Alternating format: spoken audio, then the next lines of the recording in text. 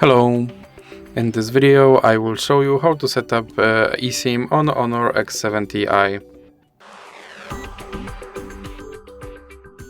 So you have to start by opening your settings application, then you have to go to mobile network and go to SIM management, then click on add eSIM and click OK. Now click on setup an eSIM. And now you have to scan your QR code. And now click on setup. And you have to enter your eSIM verification code.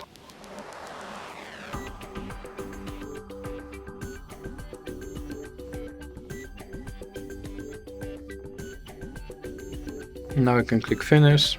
And as you can see, my eSIM is now set up. So that's it for this video. If you liked it, please remember to leave a like and subscribe.